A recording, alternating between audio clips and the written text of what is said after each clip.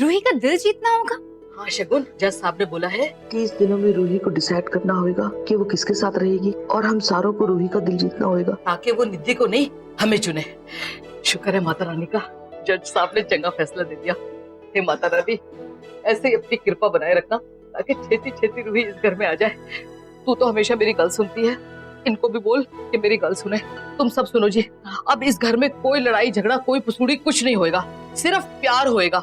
और याद है ना हमने इशिता से क्या वादा किया है, हमें किसी हाल में भी रूही को इस घर में लाना है, चाहे कुछ भी हो जाए, ठीक है? पर दादी, रूही को लगता है कि हमारी फैमिली डिसफंक्शनल है और वो तब तक डिसफंक्शनल रहेगी जब तक पापा और रिशिमा एक साथ नहीं हो जाते।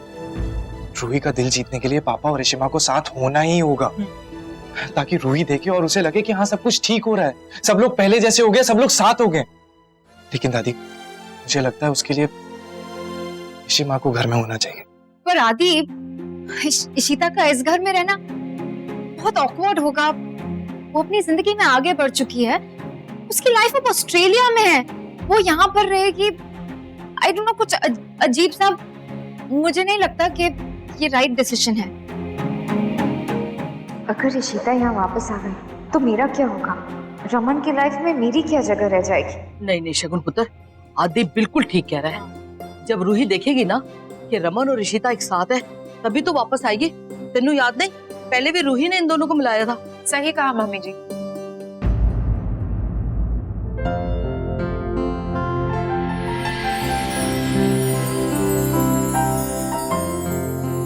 ये तो मेरा पर्स है।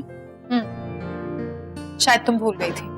मम्मी जी बिल्कुल सही कह रही हैं आप। रूही के लिए सबसे ज्यादा इम्पोर्टेंट अक्का और जीजू हैं, इसीलिए ये बहुत इम्पोर्टेंट है कि दोनों एक साथ रहें। टेम्परेरीली ही सही, लेकिन अगर हम चाहते हैं कि रूही लौट कर आ जाए तो यही सही रास्ता होगा। और तुम्हें लगता है कि इशिता मानेगी इस बात के लिए? तुम फिक्र मत करो, मैं उन्हें मना लूंगी।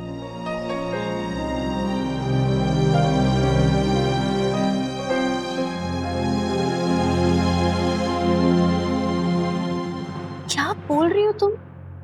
मैं उस घर में कैसे जा सकती हूँ, वहां कैसे रह सकती हूँ अब मैं? पर अक्का, मम्मी जी आदि सभी लोग तो भी कब। मेरा उस घर में जाके रहना पॉसिबल नहीं है। मैंने कई साल पहले वो घर छोड़ा था। अब मैं अक्का, मैं समझती हूँ, लेकिन क्या हमारे पास और कोई चारा है? नहीं है ना। और आप जानती है ना कि रूही ने कोर्ट में क्या कहा है, इसीलिए आपका और जीजू का साथ में रहना बहुत जरूरी है। अगर रूही को वापस लाना है तो ये करना ही होगा ना। मैं रमन से बात करती हूँ इस बारे में। मुझे लगता है आदि ने जो कहा बिल्कुल सही कहा। शायद अगर इस वक्त हमें रूही को वापस लाना है तो उसे भरोसा दिलाना होगा कि उसका परिवार एक है और इसके लिए हम दोनों को एक साथ रहना होगा। उसे ये दिलासा देने के लिए कि उसका परिवार टूटा नहीं।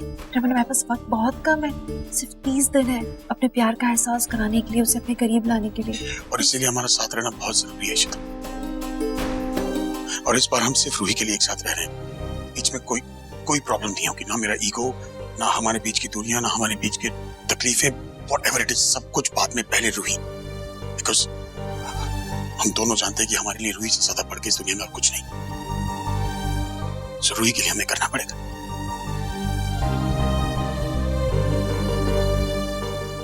इशिता, रूही के लिए, सिर्फ रूही के लिए।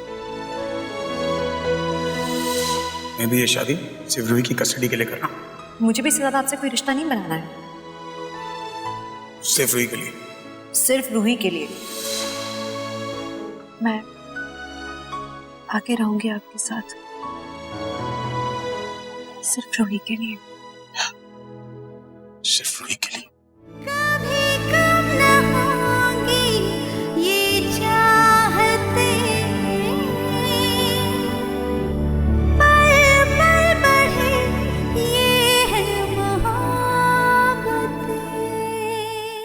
ये सब रूही के लिए है मम्मा। पर आदि, ये कैसा सजेशन है?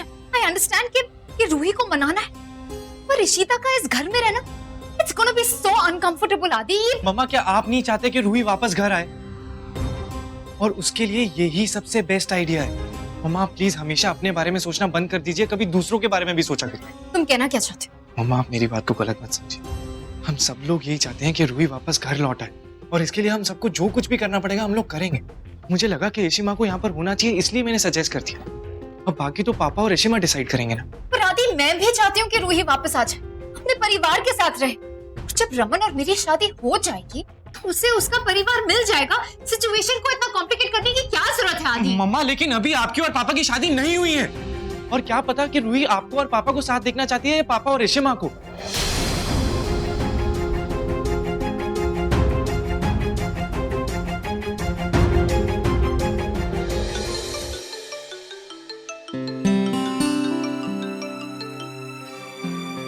हाँ इशिता, अभी मिलना चाहती हूँ, पर ठीक है, I'll see you। इशिता मुझसे क्यों मिलना चाहती है?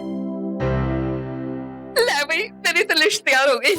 देख नीलू, ये सारा सामान लेके आना, कोई भी चीज भूली ना तो तेनू गंजा कर दूंगी। अच्छा, और गाल सुन, आरती की थाली ना बिल्कुल तैयार रखी। इतने दिनों के बाद मेरी बहू घर आ रही है। ओ गाल सुन, और ना बादाम का चक्का जिया हलवा बना दे। ठीक है मम्मी जी, मैं बादाम का हलवा भी बना दूंगी और आरती की तैयारी भी कर लेती चल हूँ। दौड़ जा, छेती छेती। ओ तोशी जी, आप ये सब क्यों कर रहे हो? अरे आपको तो पता है इशिता हमेशा के लिए नहीं आ रही है, वो कुछ दिनों के लिए आ रही है। ये सब टेम्परेरी अरेंजमेंट है। रमन शगुन के साथ शादी कर ही रहा था, वैसे पीहू भी शगुन को अपनी माँ मानती है। आप ये झूठे सपने मत देखो। भला जी, ना तो मैं कोई झूठे सपने देख रही हूँ और ना ये टेम्परेरी अरेंजमेंट है, समझे आप? देखो, जब मैंने पता लगा था ना कि इशिता जिंदा है, मैंने यकीन ही नहीं आया था। मैं उस दिन से तड़प रही हूँ भला जी कि मैं उसका गृह प्रवेश करूं। और शुक्र है माता रानी का, वो दिन आ गया। और मैं अपनी बहू की आरती उतारूंगी। फिर जब वो इस घर में कदम रखेगी ना, तो हुण वो हमेशा के लिए इस घर में कदम रखेगी। मैं तानू उतारिया, मैं इशिता को किधर भी नहीं जाने दूंगी भला जी, जब तक मैं जिंदा हूँ। तोशी जी, शगुन का क्या, पीहू का क्या, क्या कहेंगे हम उन दोनों से? वो छड्डो ना भला जी, उसका टेंशन ना लो, वो सारा कुछ मैं संभाल लूंगी। तुसी मेरा एक काम कर दो, बहुत ढेर सारे फूलों के इंतजाम कर दो भला जी। मैंने अपनी बहू का स्वागत करना है। छेती छेती, मैनू बड़े काम करना है। तुसी अपना काम करो, मैं अपना काम करनी है। छेती छेती छेती। तोशी जी, आप क्यों नहीं समझ रहे? आपने नहीं देखा, मुझे मालूम है। शगुन इस सबसे खुश नहीं है।